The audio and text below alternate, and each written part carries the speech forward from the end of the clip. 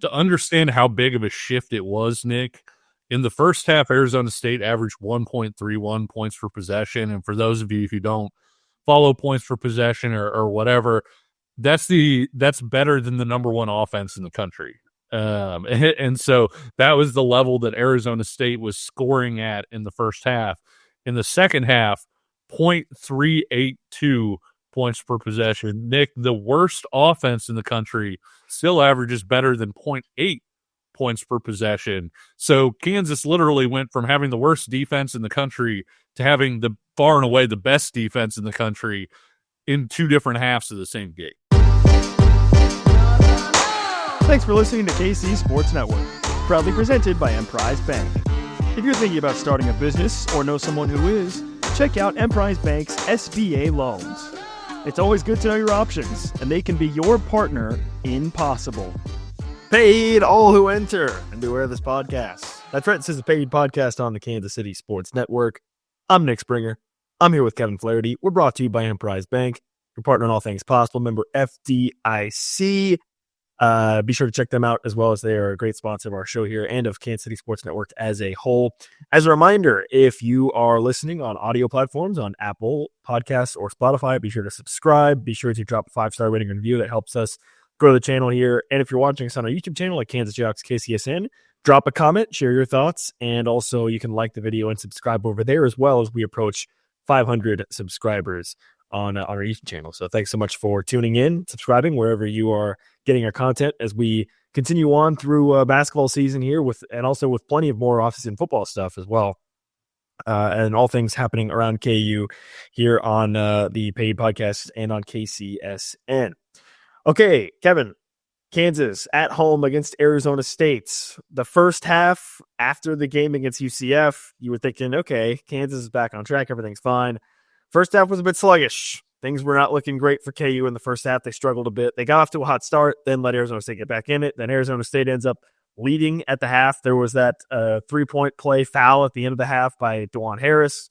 That gives Arizona State a 4-point lead in the at halftime.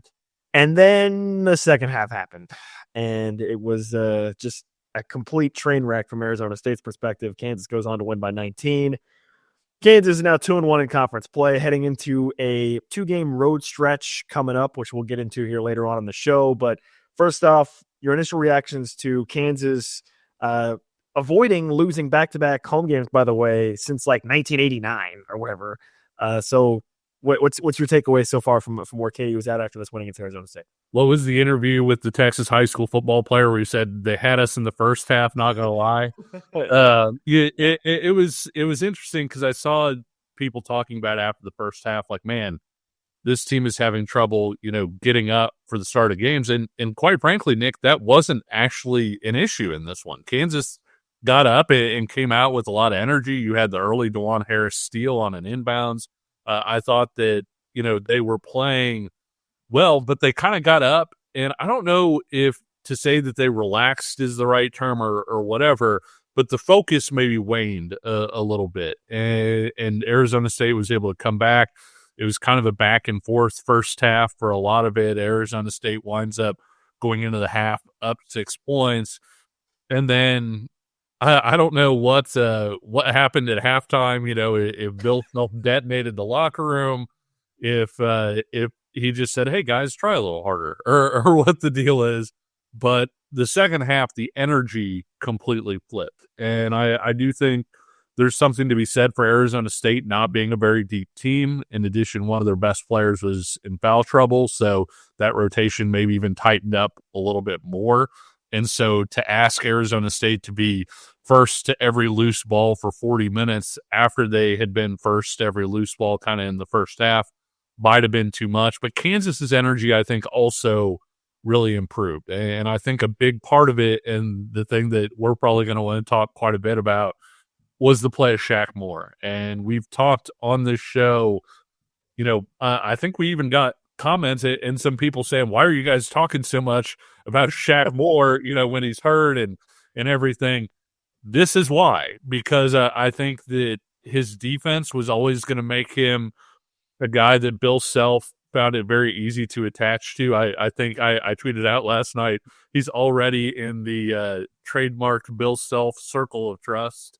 Yeah, that's trademarked by us, by the way. I have a patent pending on that, so you have to credit us if you say that. Yeah, so he's already in the circle of trust, but that's why we talked about him, Nick, because he was a guy that was going to be able to impact games with his defense and his energy also, in this case, helped him get 8 points in 20 minutes as well with the way he ran the floor, with the way he attacked the basket after turnovers. And so Shaq has proven to be a really, really nice transfer pickup, at least so far in his second start. Yeah, absolutely. He was fantastic. I do want to get more into him as well, but just to kind of tack on to what you mentioned earlier about Arizona State, I mean, look, you said they were down Joshon Sannon, one of their top scorers as well. He didn't play in the game.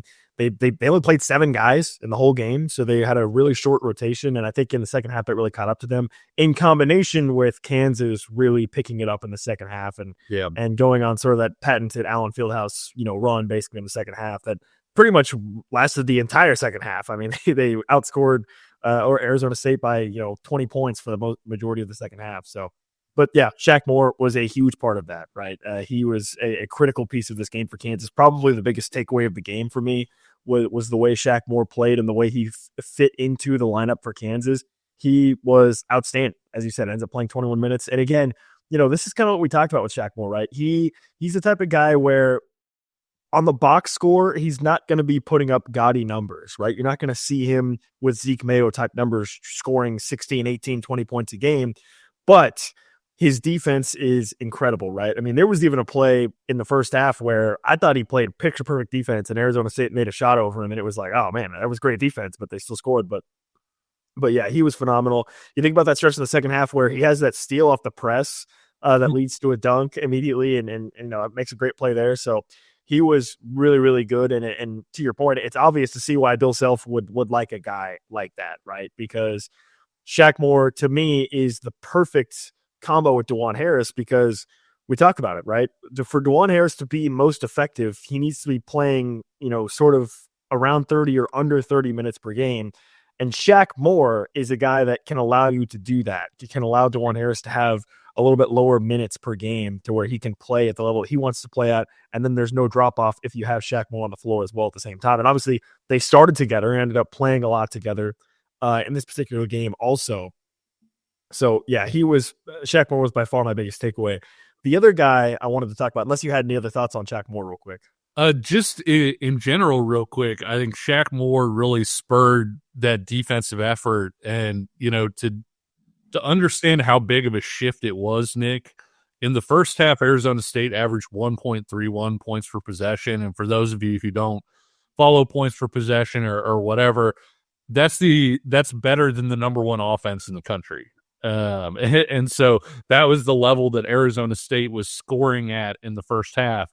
In the second half, 0.382 points per possession. Nick, the worst offense in the country, still averages better than 0.8 points per possession. So Kansas literally went from having the worst defense in the country to having the far and away the best defense in the country in 2 different halves of the same game. Yeah, and look, about 15 minutes into the second half, they only had about 5 points, I think, in the second half. It was absolutely crazy. So wound up with 13, and it almost felt like they had to have like a scoring streak to get to 13. Yes, absolutely. Yeah, in the second half, they only made 5 shots in the second half. They didn't shoot the ball well from 3 either. They were just kind of, I mean, it felt even it's honestly it's kind of this wild Allen Fieldhouse effect where, I mean, look, Arizona State struggled out the gate in the second half, but it's not like Kansas was just going on huge runs, right? It was like a 6-point game, at one point with like 12 minutes left, and I was thinking to myself, this game's over. Arizona State has no chance. But it's like it's insane to think that because of the score. It wasn't like they were down so much. It was just from watching how KU had played to start the second half and watching Arizona State play to start the second half with the Allen Fieldhouse effect. It was like, well, Arizona State's down 5 with 11 minutes left, but this game is over because they can't score. So. Yeah. If you can't score, you can't win, right? and that was the thing. Was it felt like Arizona State wasn't even challenging to score either. There are some times that you're playing offense and you're getting good shots and they aren't falling. This wasn't that case. Like Arizona State didn't feel like they were sniffing good shots or good possessions or whatever. They were just totally overwhelmed, and credit to that Kansas defense for that. Yeah, and look, Kevin, honestly, Jaden Quaintance, I was actually pretty impressed with how he played. I mean, he ended up being kind of a thorn in the side of Kansas. Floyd Badunga ends up fouling out.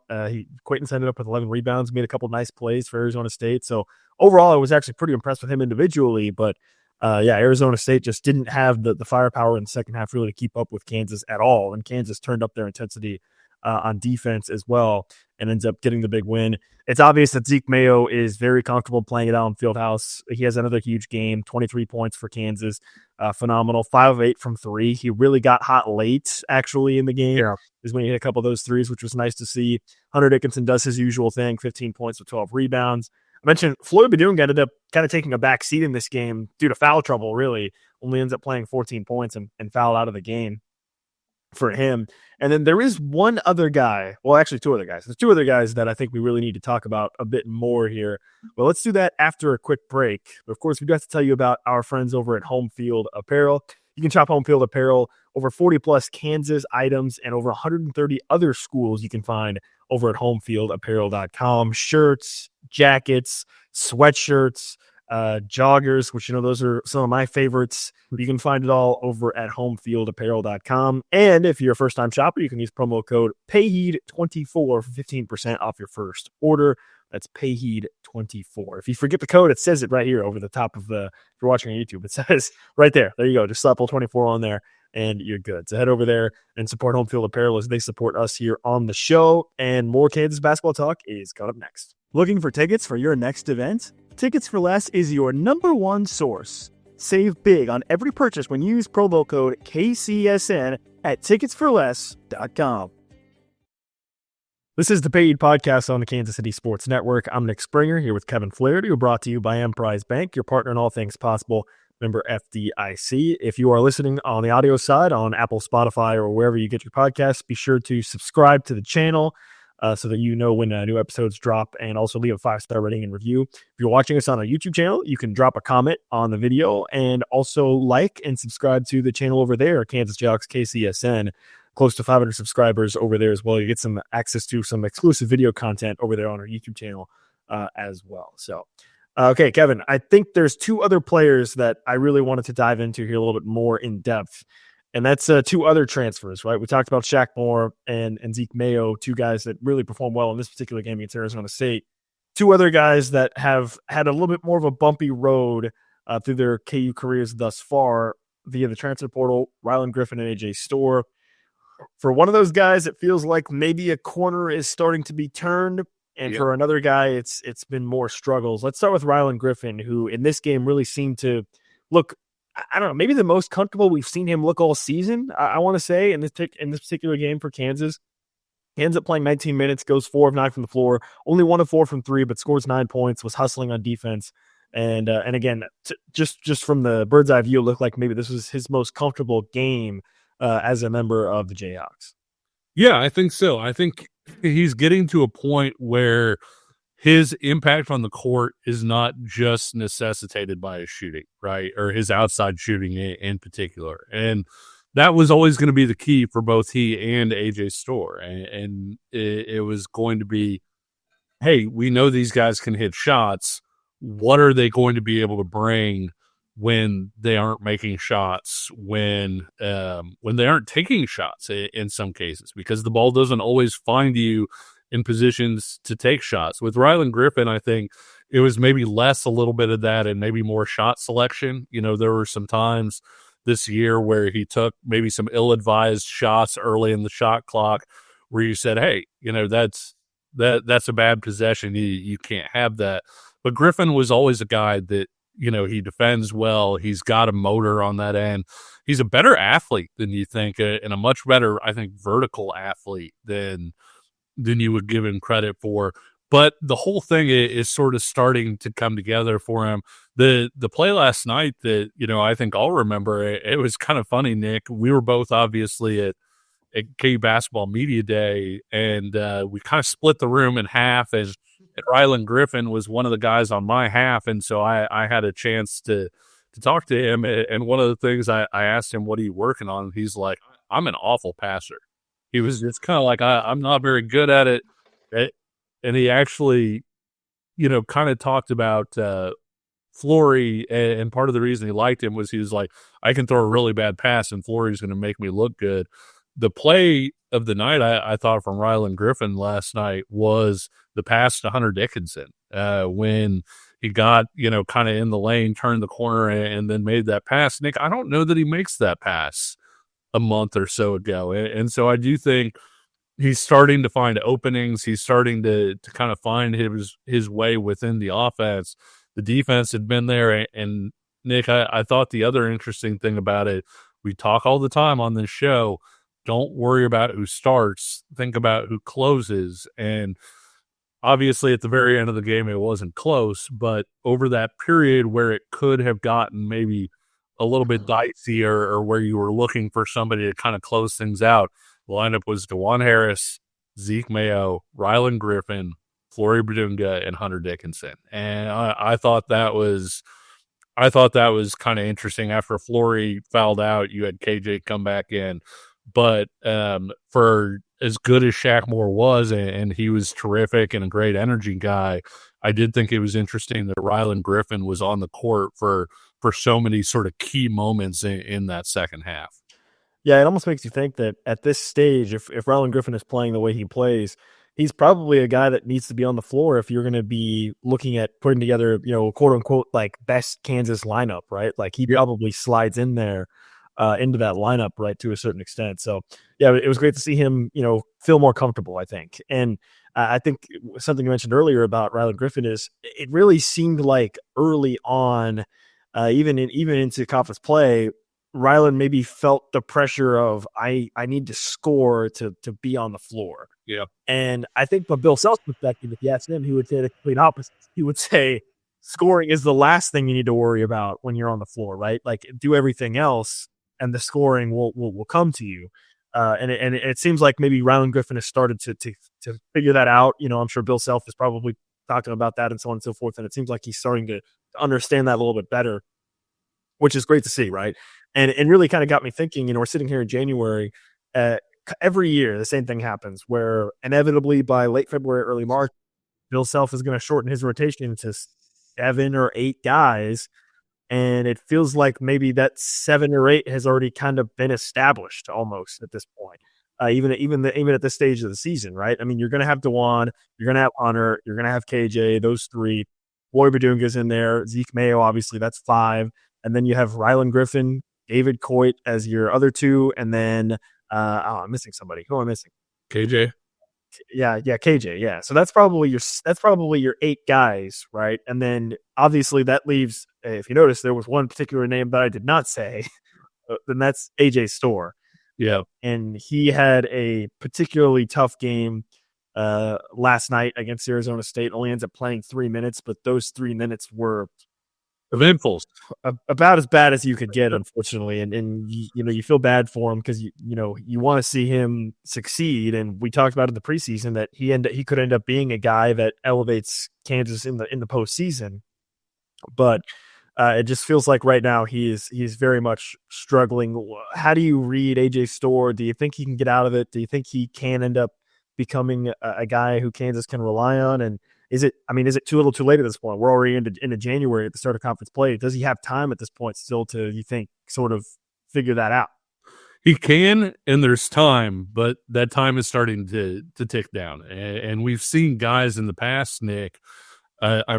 Silvio played a major part in the Final Four run and really didn't, take off until the postseason. Malik Newman was very similar in terms of, hey, this is a guy that I believe got benched in February, got moved out of the starting lineup because Bill Self was unhappy with him, got back in, but then really took off in the postseason. I'm not saying you want AJ Storr to just come back in the postseason. Obviously, Remy had kind of a late thing too, although Remy was at least starting before the injury and all of those things. But yeah, I do think there's time. And I think one of the good things about Bill Self is I don't know that Self shuts the door on those guys. I think he gives them a chance to work out of it. I know a lot of people are unhappy with the way that Bill Self has kind of handled AJ Storr, and I get some of that. Like, you want to let him play through some mistakes and, you know, give him a chance to, you know, have a little more rope or whatever.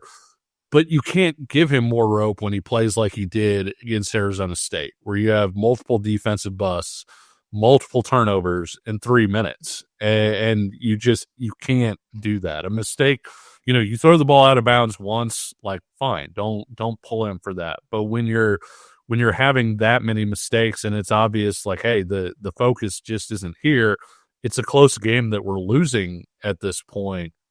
As a coach, you're saying, hey, you maybe have to go ahead and pull him out. He doesn't have it tonight. And so that's the thing about it is I think he's in kind of a precarious position, if you will.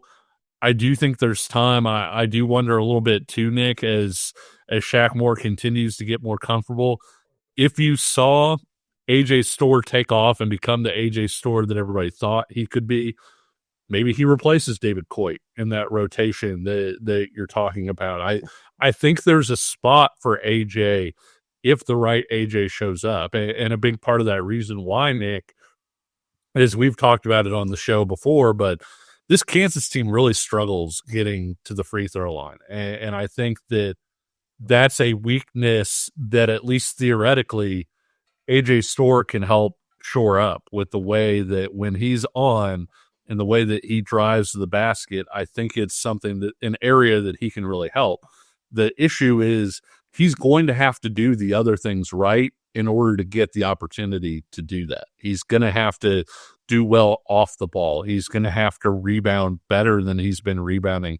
He's going to have to defend better than he's been defending, and he can't have silly turnovers. Like, you can have the odd turnover, but the lack of focus turnovers are always going to kill that chance for him to get more and more playing time. So, yes, there is a chance for AJ Storr to still find his role on this team. That's the good news. The bad news, Nick, is I think as every game sort of passes, you're getting fewer and fewer opportunities to where you're really going to feel good about him heading into March, or fewer and fewer opportunities where he's going to get a chance to do that. But hey, I went back and rewatched the Duke game here fairly recently. I'm not sure Kansas wins that game without AJ Storr having the 11 points that he did. He actually had a couple nice defensive plays in that game. And so I do think if Kansas is going to be the type of team that's going to beat the Dukes of the world, that's going to, you know, go to the Final Four, potentially even win a national title, AJ Storr has a chance to play an important part in that, but he's got to figure things out. Yeah, I think Remy Martin is the easiest, most recent comparison of like, a transfer that, you know, kind of struggled and then turned it on and ended up being a critical part of KU winning national title.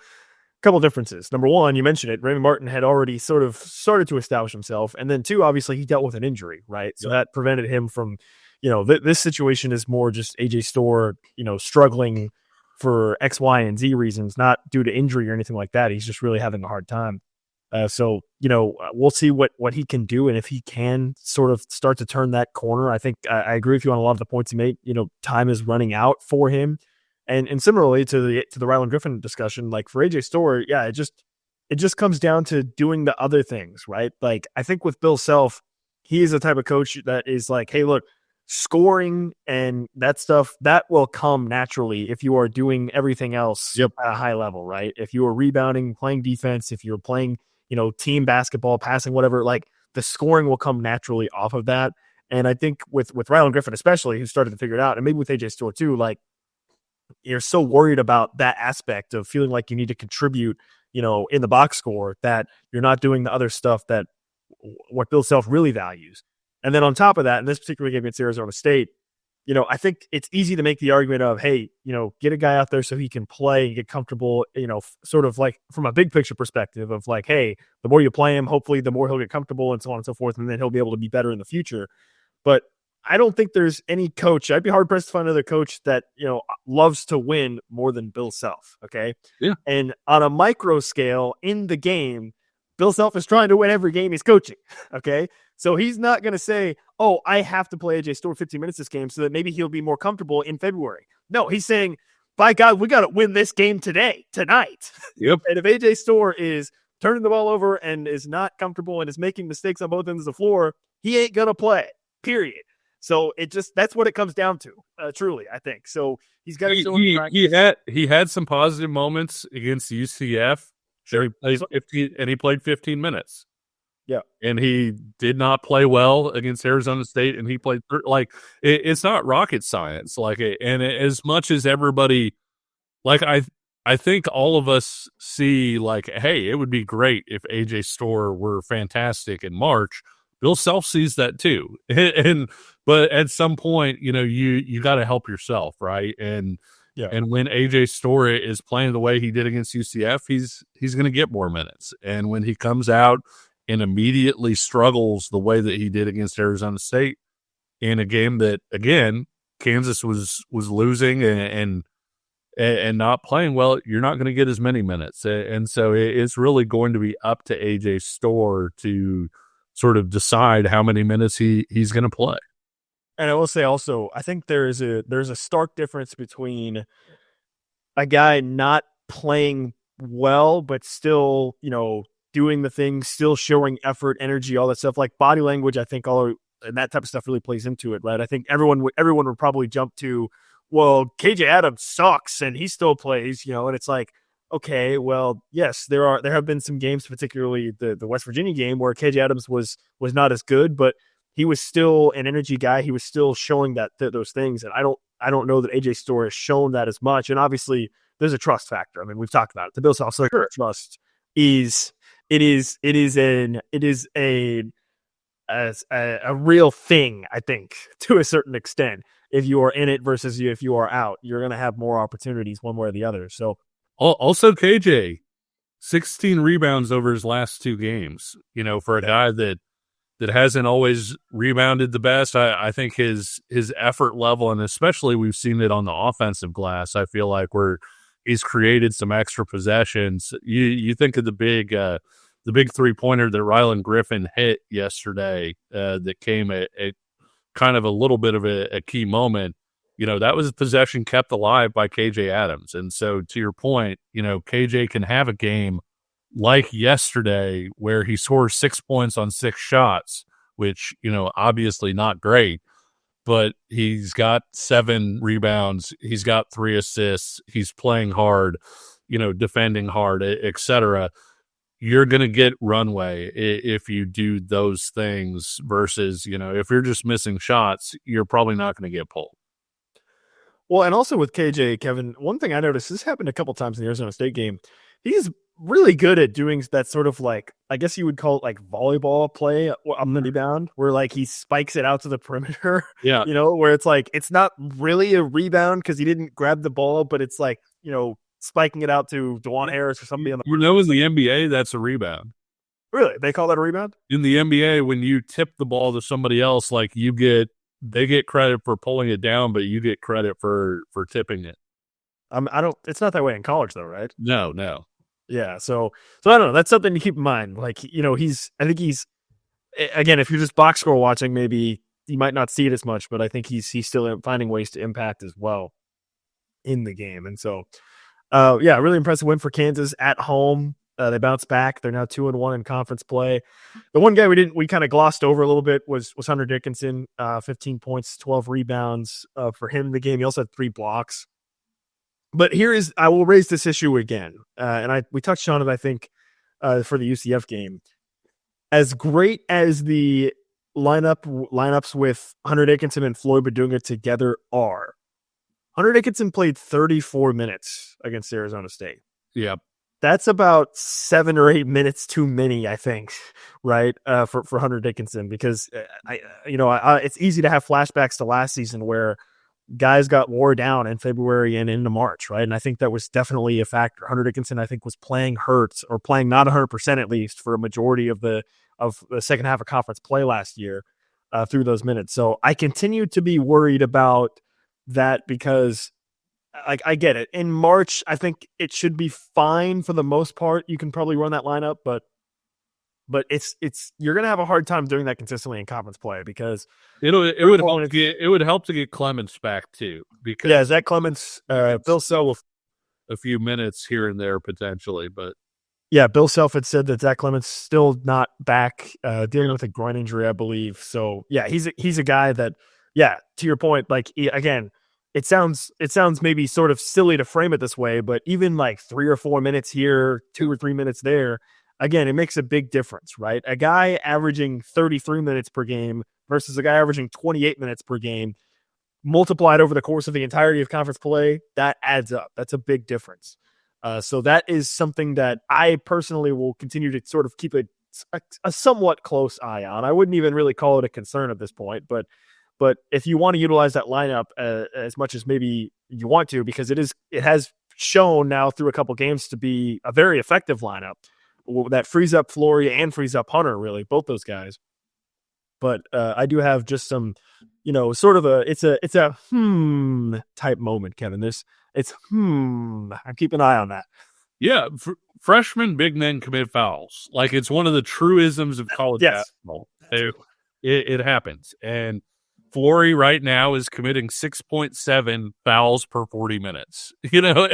So he fouled out yesterday in 14 minutes. And again, to your point, it doesn't sound like much.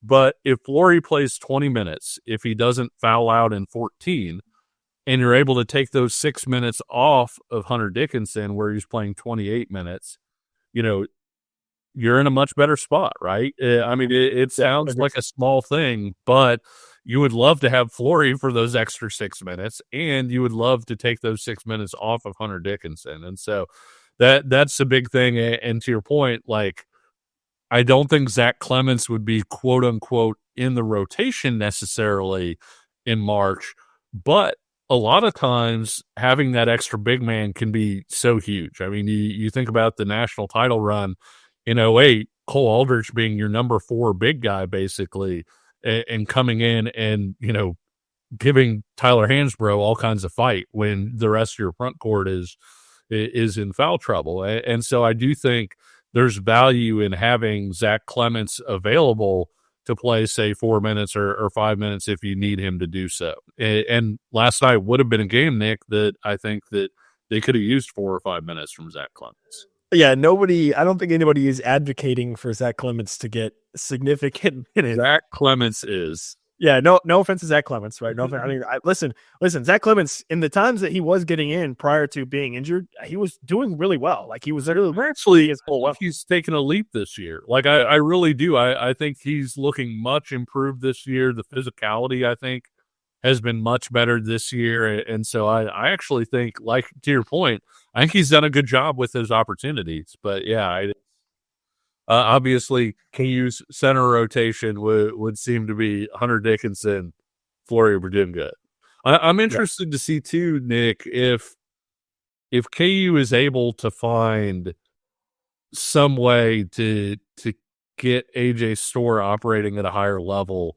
Do you even practice a KJ at the 5 lineup potentially as a break glass in case of emergency type of deal?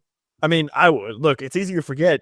Kansas was a 1 seed in the NCAA tournament in a year in which KJ Adams played the 5 the whole season. Yeah. So yes, I think it could very much be sort of a last resort type of option for a few minutes here or there with him at the 5. They did it for an entire season and were a 1 seed. And if you do it with Griffin at the 3 and AJ at the 4, you're not actually that. I mean, you're small at the 5, but you're not small overall necessarily. But in order for that lineup to work, AJ's got to rebound. You need certain things to happen to where you can feel comfortable trying even something like that out. Yeah. So Kansas, off of this win, they moved to 2-1 in conference play, 11-3 overall, and they are heading into this 2-game road stretch that I have kind of been circling a little bit, although it looks somewhat less daunting now, I guess. We'll talk about it here now. with this game coming up on Saturday against Cincinnati. Then they go at Iowa State next Wednesday. Iowa State is a top 2 team in the country. They've been great at home. Hopefully we don't have to endure too much of the Jim Carrey lookalike guy on the TV very much whenever that game happens. Not really looking forward to that one. But first, they got to go to Cincinnati. And this was a game, Cincinnati is a team where they kind of got quite a bit of hype in the preseason. And in my mind, I was kind of thinking heading into conference play, like, okay, you've got Iowa State, you've got Houston, you've got Kansas, Arizona maybe, and then Baylor. That's sort of like your top 4. I guess Baylor had Arizona. That's sort of your top 4 or 5. And then you have that mid-tier. And I think the mid-tier is where I would probably put Cincinnati, probably in that 6, 7, 8 type range of team. But certainly an early quality team. And they have come out in the start of conference play, Kevin, and just been terrible. I mean, they've just been bad. They're 0-3 in conference. They lose at K-State, which obviously you're probably aware of what's happening with K-State and some of the issues that they're dealing with. You lose there. Then you go play Arizona in a pretty competitive game, end up losing by 5 at home. But then they go to Waco and play Baylor and just get absolutely blasted by 20 points. They lose big, 68-48. So I don't know. There's kind of 2 ways to look at this, Kevin. On one hand, it's okay, maybe Cincinnati's actually bad. Like, this might be an opportunity for Kansas to pick up a really solid road victory here. On the other hand, though, you're thinking, man, this is like a sort of a do or die game for Cincinnati. Like, if they want to have a chance at really salvaging anything early in the conference play, they absolutely have to win this game. So they're probably going to be turned up for this one. I don't know. What are your early thoughts heading into this game on Saturday for Kansas? Yeah, it'll be interesting to see in that Cincinnati does Kansas doesn't get to the free throw line a whole bunch, obviously. And it's funny because one of the stats that's gone against Cincinnati this year is something you can't even control. Opponents have shot free throws incredibly well against Cincinnati this year. It's not even that they're sending teams to the line like a ton, but they're 339th in the country in opponent free throw percentage. So when people play Cincinnati, they just apparently scorch the nets on free throws. So I don't think Cincinnati's a bad shooting team, but they have been in Big 12 play. And so that's another thing. I can already see the tweets from angry Kansas fans when Cincinnati hits 10 threes and shoots 40% in this one. But no, it's kind of a fascinating game because you feel like some of the things that have gone against Cincinnati maybe won't go against Cincinnati against Kansas because, a lot of times with shooting stuff, if you're a pretty mediocre to even good 3-point shooting team, you have a few games where the shots don't necessarily fall at a high rate. You're just due, and the shots are going to fall here pretty soon. And, if opponents are just draining free throws on you left and right, something you can't even control, chances are there's going to be a little bit of regression to the mean there too. And so when you look at all of that, I do think Cincinnati is a game that has a chance to really be kind of low-key challenging for Kansas in this one. The other thing, Nick, against Baylor, Cincinnati could not score inside the arc at all. And so I'm interested to see if Kansas tries more of the Flory Hunter lineup in this one, even than they have before. If Flory can stay out of foul trouble with the thought of, hey, if we're able to put a lid on the rim in this thing, this is going to be a Kansas win. Yeah, they've really struggled offensively. One guy that has not struggled offensively for them has been Dan Skillings. He's been outstanding, 18 points in all 3 of Cincinnati's conference games. He's been really, really good for them in conference play. So he's going to be someone to keep an eye on scoring-wise. And don't forget, Kevin, the last time Kansas played Cincinnati was at the T-Mobile Center in the Big 12 tournament, and that game was rough. Yeah, it was very rough. So, but Kansas was pretty banged up. Cincinnati was pretty physical. It was a bad combination. Dan Skillings, by the way, who you just mentioned, I think had 25 in that one. So yeah, that was a pretty rough matchup for a shorthanded Kansas team in that one. Yeah, there should be some names familiar. A lot of the same guys really on the Cincinnati team from last year. Simon Slakostis, who's a pretty good 3-point shooter, shooting 40% from three so far this season. Jizzle James. They also have Dylan Mitchell from the transfer portal. They also have Aziz Bandogo, the big man who is probably going to be a handful for Hunter / Flory as well down low. So yeah, this is a game, like I said, where I think you can look at it from two sides of the coin. One side is, wow, Cincinnati's 0-3 in conference. They're actually bad. Like, this is a chance for KU to get a conference win, versus the other side, which is, wow, Cincinnati's 0-3 in conference. They desperately need this win at home. So they're probably going to be very turned up for it. Cincinnati, to me, they remind me of like just a worst version of some of the Houston teams the past couple of years that are just really elite on defense, but not very good on offense. That's kind of where they're at. They're 11th in Ken Palm on defensive efficiency, but they're 82nd on offense. They've not been good. You mentioned their struggles from 3-point in conference play, under 30% from three in conference play from Cincinnati. They're also, you mentioned their free throw shooting. Honestly, it wasn't the opponent free throw shooting that jumped out to me, Kevin. It was their own free throw shooting.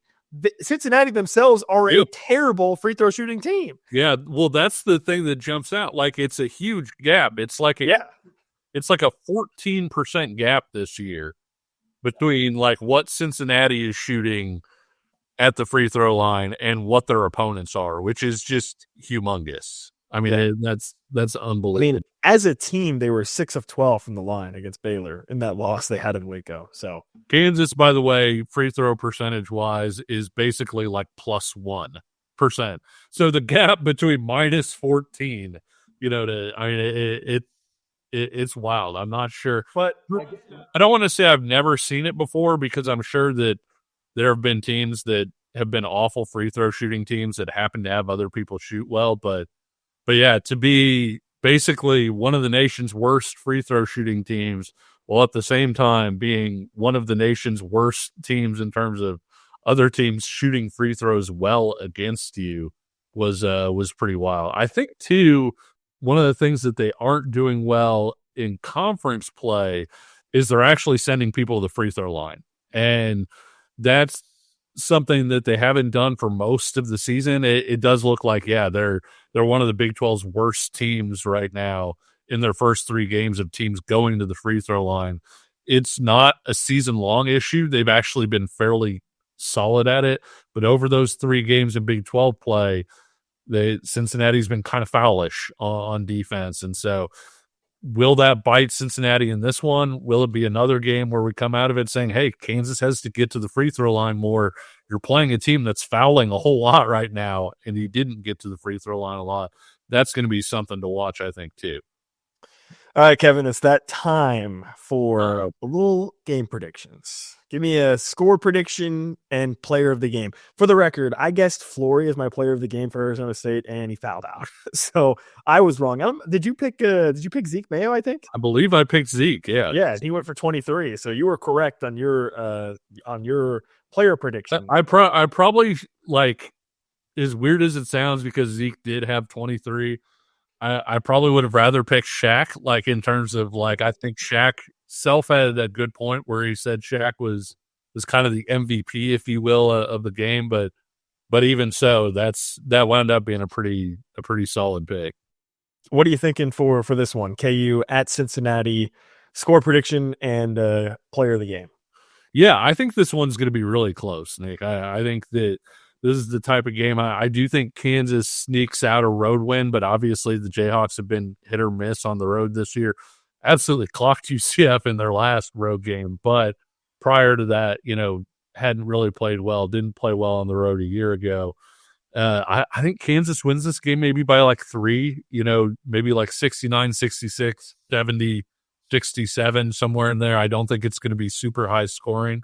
As far as player of the game, I'll go with Flory this one, because I do think that in order for Kansas to beat Cincinnati, Kansas is going to have to shut off things in the front court, and I think that Flory is going to be part of that effort. So it may only be that Flory has 6 points or 8 points, but it could be kind of like the UCF game where you look at the defensive impact and you say, hey, Flory's defensive impact was too big to ignore here. How about you? What's your pick? Yeah, I am not expecting this to be a high-scoring game. Cincinnati is not very good on offense, as I said, and their defense has been good generally in conference play. They give up 70 to K-State in a loss, 72 to Arizona, and then 68 to Baylor. So I also think this is probably going to be a game that's probably in the mid to high 60s ish, similarly to what you predicted. I do think Kansas will win. I think Kansas has figured some things out, especially playing on the road. I think Bill Self is going to have them turned up, and I mentioned this 2-game road stretch is big for Kansas. I think to go 1-1, you would be pretty satisfied with, because going into Iowa State is going to be very, very tough for KU. But yeah, I think they'll get this one. I'm going to go. I think it'll be close, but I'm going to go with Kansas 67-62 is my score prediction. By the way, did you see in our Twitter comments, by the way, if you don't follow us on Twitter, you should, at PayHeatKCSN, you can follow on Twitter for some updates as well. And somebody we had tweeted out score suggestions for the game, and somebody came pretty close. Somebody said 78-64, which I guess ended up being 74-55, so not that close. I thought they had said 78.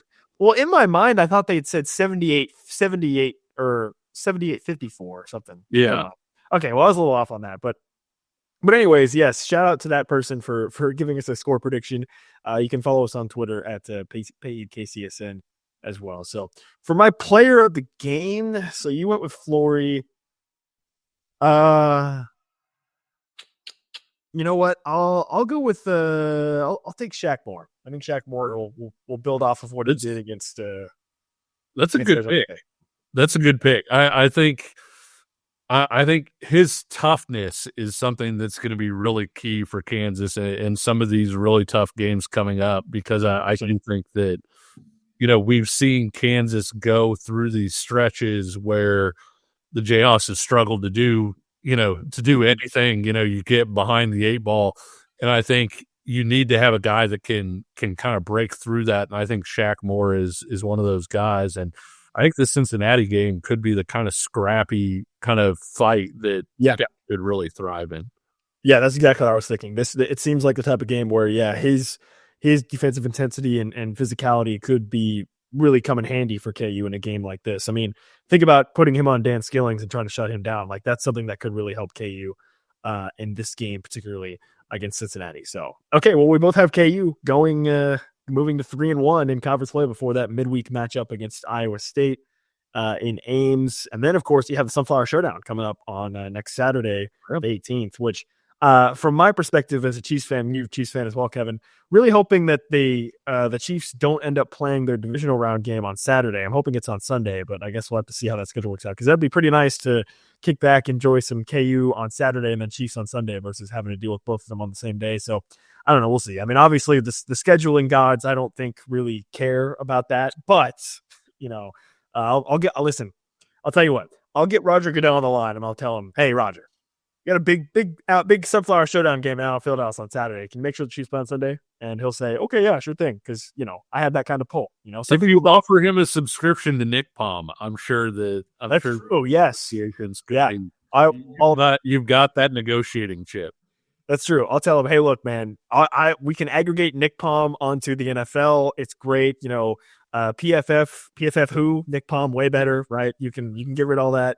We'll hook you up, Roger. So I'll get him on the phone here and I'll talk to him about getting that scheduled. But other than that, Kevin, you got anything else for the great listeners of the show? No. Oh, real quick, switching topics. One of our last shows, we said, hey, if Kansas adds Trey Lathan from that's a big I said that I would give him an A- on this transfer class. Nick, they still have some needs, out there. Strong side defensive end, kind of being the loudest one. Punter being a pretty loud one at this point, and I think they'd like to add an offensive lineman. But for how big of a question mark that linebacker room was going into the portal window, I'm not sure they could have done any better. Like in terms of Bengali Kamara, who obviously was added just before that. Your guy Joseph Sipp, who you're a big fan of, and then Trey Lathan. That's that makes for a really exciting linebacker room for next year, I think, for Kansas. Yeah, I'm glad you brought that up. I had that in my notes. Forgot to bring it up earlier in the show. But yeah, Trey Lathan did sign with KU earlier in the week as well, which was very significant. And I absolutely ditto to everything you said there. I think now you look at those three guys at linebacker, you've got, to me, three starting quality athletes at linebacker, I think, with those three guys. I would guess probably, I don't know, I mean, kind of I don't want to put you on the spot here at the end of the show, but I would guess probably Lathan and Sip would be the starters, maybe. I don't know. What do you think about that? That would be my initial guess. The only thing I'd say is Kamara is athletic enough that you could see him challenge at the Hawk too. And so it might wind up being all three guys on the field at the same time.